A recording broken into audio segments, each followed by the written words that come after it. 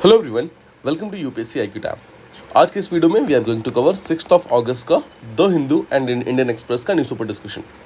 So let's start with the first discussion. सबसे पहले आप जानते होंगे बांग्लादेश में रिसेंटली पॉलिटिकल क्राइसिस स्टार्ट हो गया। Now the political crisis has been going on for some time, जहाँ पर काफ़ी सारे प्रोटेस्ट वगैरह चल रहे थे। तो first of all let's revise की प्रोटेस्ट का रीज़न क्या था। अगर आपको याद होगा, जो बांग्लादेश में जो सिविल सर्विसेज एग्जाम होता है, सिविल सर्विसेज एग्जाम, वहाँ पर उन्होंने एक कोटा ऐड किया था जिसमें उन्होंने ये बोला कि 1971 के वॉर में जिस भी बांग्लादेशी पर्सन ने पार्टिसिपेट किया है उसकी फैमिली एंड रिलेटिव्स को हम 30% कोटा देते हैं।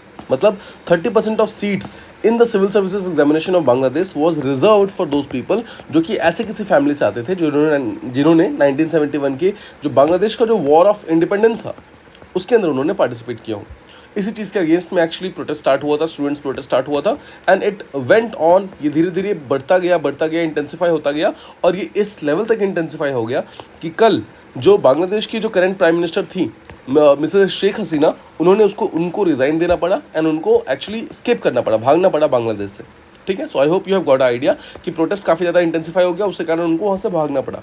नो, ये सब हुआ क्यों है? जैसा मैंने आपको बताया, स्टूडेंट प्रोटेस्ट के कारण और जो उन्होंने कोटास वगैरह लगाए थे, इन सब चीज़ों के कारण।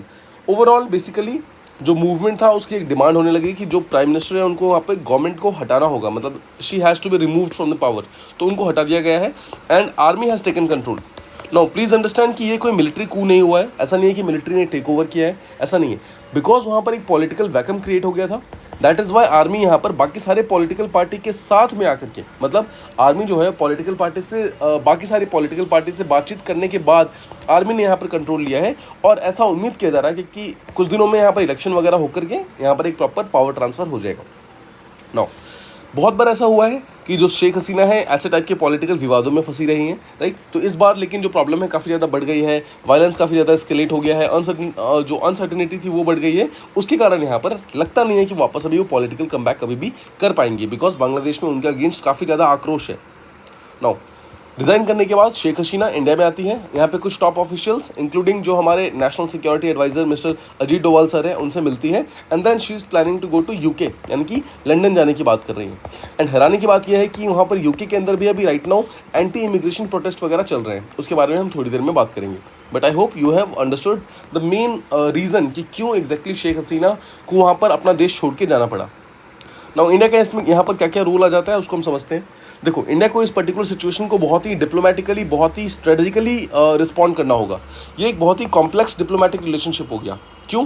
बिकॉज जो शेख हसीना थी उनके साथ इंडिया के अच्छे रिलेशनशिप थे, मतलब बांग्लादेश इंडिया के रिलेशनशिप तब अच्छे थे जब शेख हसीना वहाँ पर पावर में थी। लेकिन यहाँ पर जो न्यू पॉलिटिकल पर्सन्स आएंगे वो एग्जैक्टली प्रो इंडिया है फिर अगेंस्ट इंडिया है, वो देखने वाली बात होगी। बट इंडिया को यहाँ पर एक रिलेशनशिप को मैनेज करना होगा, कॉम्प्लेक्स जो रिलेशनशिप है उसको प्रॉपरली गाइड करना होगा। बिकॉज शेख हसीना से जो पावर ट्रांसफर होगा तो जहाँ पर भी जाएगा उनके साथ इंडिया को अच्छे से रिलेशनशिप बना के रखने होंगे। साथ ही साथ रेडिकलिज्म और इंस्टेबिलिटी बढ़ने के कारण बांग्लादेश में इंडिया को अपने खुद के बॉर्डर्स को सिक्योर करना होगा, सो दैट किसी भी टाइप का थ्रेट इंक्लूडिंग टेररिज्म वो इंडिया के अंदर एंटर ना कर पाए। इस सिचुएशन को हम 1971 के वॉर से भी कनेक्ट कर सकते हैं, जहाँ पर इंडिया ने एक बहुत इंपॉर्टेंट रोल प्ले किया था बांग्लादेश का जो रीजन, जो पॉलिटिक्स है उसको वहाँ पर मतलब बेसिकली डिसाइड करने के लिए। अगर आपको मालूम होगा तो if this is India, this is the Pakistan, right, this is current Pakistan, this is western Pakistan and यहाँ पर जो बांग्लादेश है it was actually eastern Pakistan. ये दोनों एक्चुअली पाकिस्तान के ही पार्ट थे। बट 1971 में बिकॉज ऑफ बहुत सारे प्रॉब्लम्स इस पर्टिकुलर रीजन में प्रोटेस्ट स्टार्ट हो गए और इंडिया ने यहाँ पर फ्यूल किया था, इंडिया ने इस पर्टिकुलर चीज़ को यहाँ पर सपोर्ट किया था बांग्लादेश को अगेंस्ट पाकिस्तान। एंड इंडिया ने यहाँ पर हेल्प की थी बेसिकली बांग्लादेश को एक न्यू कंट्री बनाने में, राइट। बट ऑब्वियसली इंडिया को बहुत अच्छे रिस्पॉन्सेस नहीं मिले हैं बांग्लादेश से, but this is what Indian army did. उस टाइम इंदिरा गांधी जो गवर्नमेंट में थी उन्होंने ये सब चीज़ें की थी। सो उम्मीद करता हूँ ये चीज़ आपको समझ आ गई। 1971 में भी इंडिया ने वहाँ की जो पॉलिटिक्स है उसको संभाला था और एक बार फिर से शेख हसीना को एक प्रॉपर असाइलम दे करके, यहाँ से उनको एक प्रॉपर सेफ रूट दे करके उन्होंने फिर से यहाँ के जो लोग हैं, मतलब जो पॉलिटिक्स है उसको फिर से एक बार बचाने की कोशिश की है। बट इंडिया के लिए यहाँ पर कुछ चैलेंजेस आने वाले हैं शेख हसीना के बाद। पहली चीज़ तो स्टेबल और फ्रेंडली गवर्नमेंट बनाना बांग्लादेश में बहुत इंपॉर्टेंट है, बिकॉज इंडिया के इमीडिएट नेबर में बांग्लादेश आता है। तो इंडिया का जो रीजनल सिक्योरिटी है वो डायरेक्टली इस पर्टिकुलर बात पे डिपेंड करता है कि बांग्लादेश में सिक्योरिटी है कि नहीं। सेकंड, जो बांग्लादेश में जो शेख हसीना जब तक पावर में थी तब तक तो उनको हिस्टोरिकली सपोर्ट मिलता था, लेकिन जो भी न्यू पॉलिटिकल एक्टर्स आएंगे उनको किस तरीके से सपोर्ट मिलेगा वो भी देखने वाली बात होगी। तीसरा, पॉलिटिकल रिलेशंस खराब हुए हैं तो उसके कारण इकोनॉमिक रिलेशंस खराब ना हो, ये चीज़ इंश्योर करना बहुत इंपॉर्टेंट है इंडिया एंड बांग्लादेश को, बिकॉज ट्रेड इन्वेस्टमेंट अगर कम होता है तो यहाँ पर दोनों ही कंट्रीज यहाँ पर कहीं ना कहीं घाटे में जाएंगी। और इसके अलावा बांग्लादेश के अंदर जो वहाँ की जो पॉलिटिक्स है, जो रीजनल पॉलिटिक्स है, उसके अंदर इंडिया को अपना इन्फ्लुएंस बना के रखना इंपॉर्टेंट है, because once again as I told you, Bangladesh जो है इंडिया के इमीडिएट नेबर में है। तो इमीडिएट नेबर में होने के कारण वहाँ पर कुछ भी अगर पॉलिटिकल टर्मोइल आएगा, कुछ भी प्रॉब्लम्स आएगी, तो डायरेक्टली उसका इम्पैक्ट कहीं ना कहीं इंडिया के ऊपर भी आ जाएगा। सो उम्मीद करता हूँ ये चीज़ आपको प्रॉपर्ली समझ आ गई। Moving ahead, let's talk about agriculture developments के बारे में। जो हमारे यूनियन एग्रीकल्चर मिनिस्टर हैं मिस्टर शिवराज सिंह चौहान, उन्होंने रिसेंटली 18,000 करोड़ का एक पैकेज क्रिएट किया है हॉर्टिकल्चर क्लस्टर्स के लिए। मतलब कि उन्होंने बोला है 100 से ज़्यादा हॉर्टिकल्चर क्लस्टर्स बनाएंगे। हॉर्टिकल्चर में फ्रूट्स वगैरह उगाए जाते हैं, और उन्होंने बोला है कि कुछ ऐसे हॉर्टिकल्चर क्लस्टर्स उगाएंगे, ऐसे रीजन्स हम तैयार करेंगे जहाँ से हम बेसिकली फ्रूट्स एंड बाकी चीज़ों को एक्सपोर्ट कर सकें। ठीक है, एम क्या है?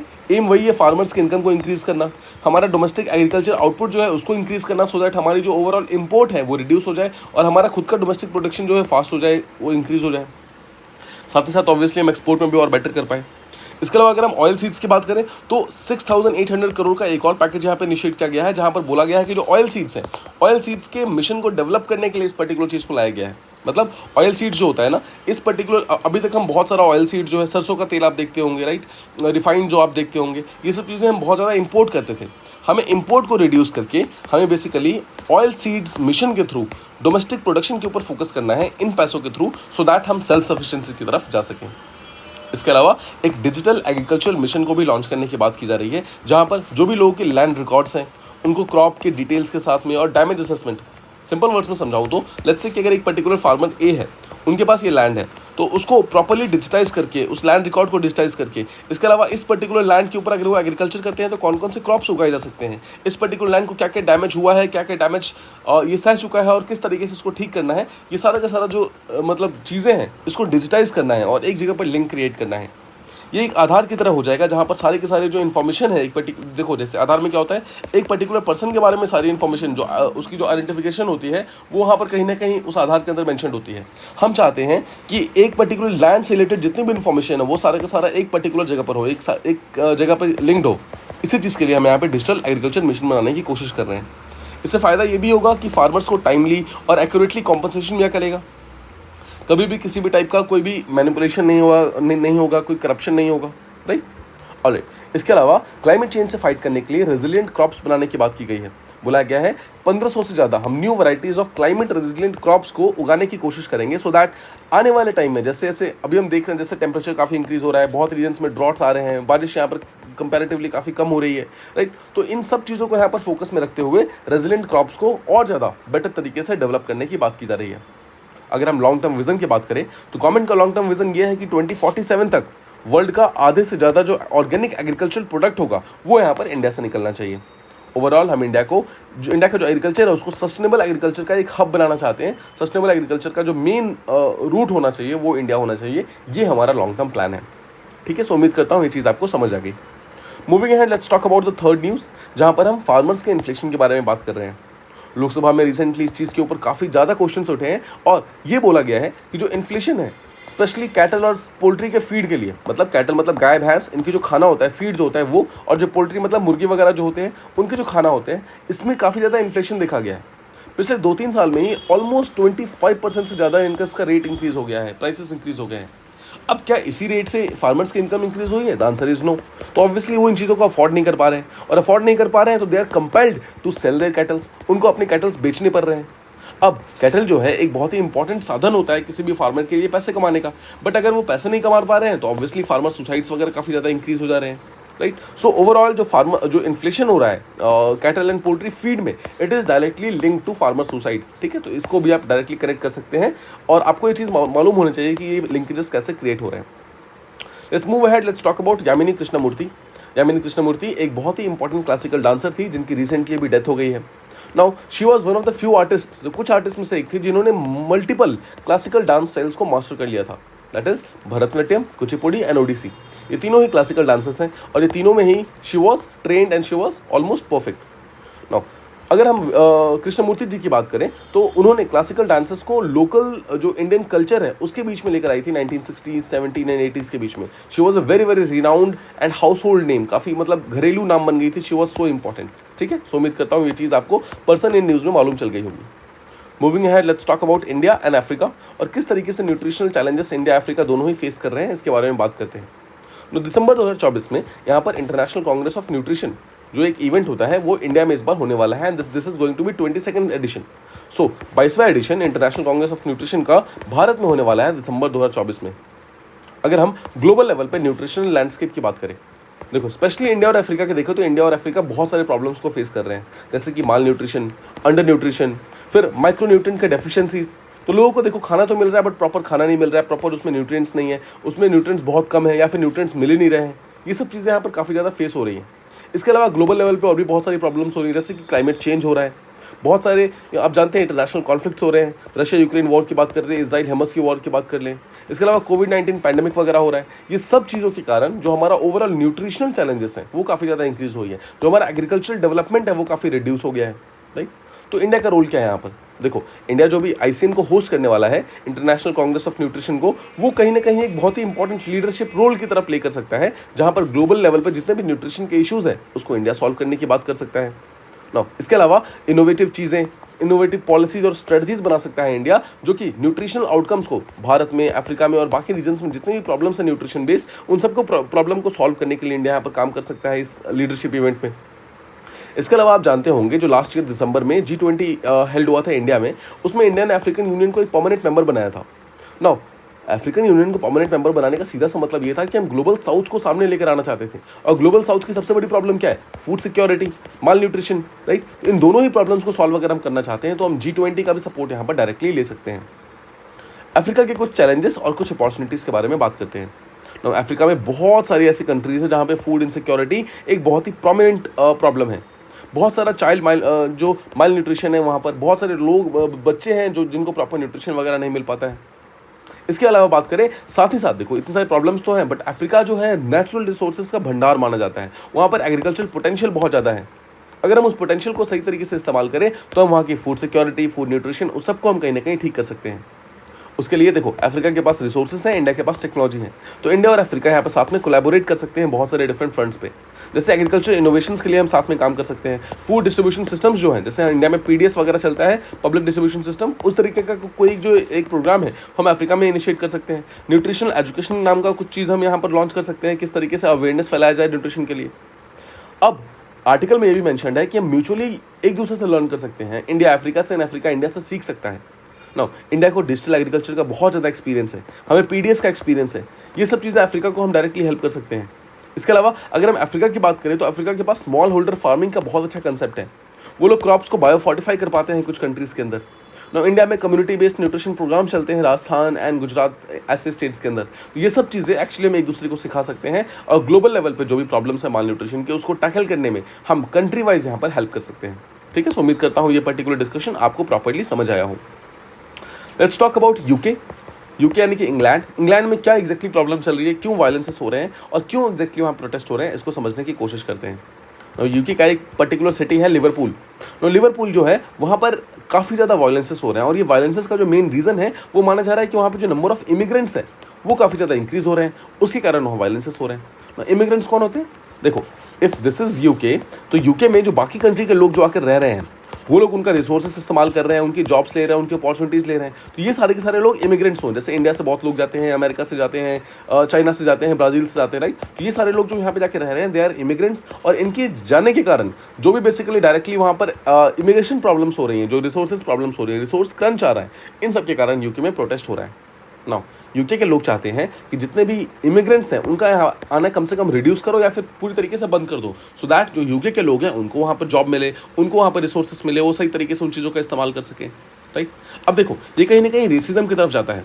एक तरफ तो हम बोलते हैं कि ग्लोबलाइजेशन है, पूरा वर्ल्ड एक सिंगल प्लेस की तरह है, एक सिंगल कॉमन विलेज की तरह है, बट वहीं दूसरी तरफ जब कोई दूसरी कंट्री का लोग हमारी कंट्री में आते हैं तो हम वहाँ पर रेसिज्म क्रिएट कर देते हैं, राइट।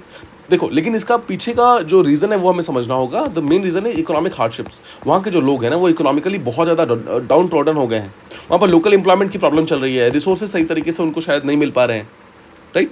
अगर हम हिस्टोरिकल कॉन्टेक्स्ट की बात करें तो जो एंटी इमिग्रेशन सेंटिमेंट्स है ना, वो यूके में कोई नई चीज़ नहीं है, वो बहुत टाइम से चलता आ रहा है, मतलब बहुत सालों से वहाँ पे चलता आ रहा है। और अभी पिछले कुछ सालों से तो दिखा गया है, जो पॉलिटिकल पार्टीज़ हैं, स्पेशली जो राइट विंग पॉलिटिकल पार्टीज़ हैं, वो लोग इस पर्टिकुलर सिचुएशन का फ़ायदा उठाते हैं और वो लोग क्या करते हैं, इस पर्टिकुलर चीज़ को बढ़ाते हैं, बढ़ावा देते हैं। इस चीज़ को बढ़ावा देके वो बेसिकली प्रोटेस्ट को फ्यूल करते हैं और यही इस बार हुआ है। इस बार भी जैसे ही गवर्नमेंट चेंज हुआ है, आप जानते हैं कि वहाँ पर जो पहले ऋषि सुनक, जो पहले हमारे इंडियन ओरिजिन के पर्सन जो यूके के यहाँ पर गवर्नमेंट हुआ, जो प्राइम मिनिस्टर हुआ करते थे, वो अभी एनसीएम में नो कॉन्फिडेंस मोशन में हट जाते हैं वहाँ से और न्यू पर्सन आता है। और जो न्यू पार्टी जो पावर में आती है, that is called S labour party. और लेबर पार्टी, ध्यान रखिएगा, वो इमिग्रेशन के सपोर्ट में है। वो चाहती है कि इमिग्रेशन हो, मतलब लोग बाहर से आए, इंग्लैंड में रहे, वहाँ पर काम करें, वहाँ की जीडीपी को फायदा दे। इसी चीज़ के अगेंस्ट में जो basically right wing political party है, वो इस चीज़ का फायदा उठाती है और लेबर पार्टी के अगेंस्ट भड़काने के लिए लोगों को टेक्निकली एंटी इमिग्रेशन के अगेंस्ट भड़काती है। कुछ रीज़न समझते हैं कि एग्जैक्टली अभी प्रोटेस्ट क्यों हो रहे हैं। पहला रीज़न, जैसा मैंने आपको बताया, इकोनॉमिक डेप्रिवेशन है, इनइक्वालिटी है उन रीजन्स के अंदर। बहुत सारे ऐसे एरियाज इंक्लूडिंग लिवरपूल जहाँ पर ये प्रोटेस्ट हो रहे हैं, वो इकोनॉमिकली डिसएडवांटेज्ड एरिया है। वहाँ पे अनएम्प्लॉयमेंट रेट बहुत ज़्यादा है, वहाँ पे अपॉर्चुनिटीज़ बहुत कम है, और जो अपॉर्चुनिटीज़ कम है उनको माना जाता है कि जो इमिग्रेंट्स हैं वो वहाँ पर ले रहे हैं, इसके कारण प्रॉब्लम्स हो रही हैं। इसके अलावा वो जो इमिग्रेंट्स हैं उनके कारण उनको ऐसा लग रहा है कि हमारी कल्चरल आइडेंटिटी भी कहीं ना कहीं खतरे में आ रही है। कुछ कम्युनिटीज़ के कल्चरल आइडेंटिटी पूरी तरीके से ओवर शैडो हो गई है इमिग्रेंट्स के कारण, राइट। इसके कारण भी बहुत सारा गुस्सा है, रिसेंटमेंट है। और तीसरा, जैसे मैंने आपको बताया, पॉलिटिकल पार्टी जो है इस सिचुएशन का फ़ायदा उठा रहे हैं, एक्सप्लॉइट कर रहे हैं, जिसके कारण लोग जो ऑलरेडी डरे हुए हैं वहाँ के, उनको और ज़्यादा डरा रहे हैं इमिग्रेंट्स के अगेंस्ट में। ये सब चीज़ें कहीं ना कहीं प्रॉब्लम क्रिएट कर रही है और इसी कारण यूके में प्रोटेस्ट स्टार्ट हो गए हैं। नाउ, जो करंट लेबर गवर्नमेंट जो रिसेंटली पावर में आई है, उनके लिए चैलेंजेस क्या क्या है? सबसे बड़ा चैलेंज ये है कि उनको बैलेंस करना होगा। पहला, जो उन्होंने सपोर्ट किया है इमिग्रेशन को, ट्रेडिशनली काफ़ी टाइम से वो इमिग्रेशन को सपोर्ट करते आ रहे हैं, बट वहीं दूसरी तरफ जो रिसेंटली जो उनके कंट्री के खुद के लोग अभी इस चीज़ से अफेक्ट होने लगे हैं, दोनों चीज़ों को बैलेंस करना उनके लिए बहुत इंपॉर्टेंट हो जाएगा। ठीक है, सो उम्मीद करता हूँ ये डिस्कशन आपको प्रॉपर्ली समझ आ गया हो। ये सारे की सारी जितने भी चीज़ें हमने डिस्कस की वो सारी बहुत इंपॉर्टेंट थी। उम्मीद करता हूँ इसमें आपको कोई भी डाउट नहीं है। स्टिल अगर आपको कोई भी डाउट है तो प्लीज़ उसे कमेंट बॉक्सेस में मेंशन कीजिए, मैं उसे जल्दी से जल्दी रिप्लाई करने की पूरी कोशिश करूँगा। अपार्ट फ्रॉम दिस, अगर आपको ये वीडियो पसंद आई हो और आपको अच्छी लगी हो तो प्लीज़ इस वीडियो को लाइक करें, अपने फ्रेंड्स एंड कलीग के साथ शेयर करें एंड प्लीज़ इस चैनल को सब्सक्राइब करें। Thank you so much for listening.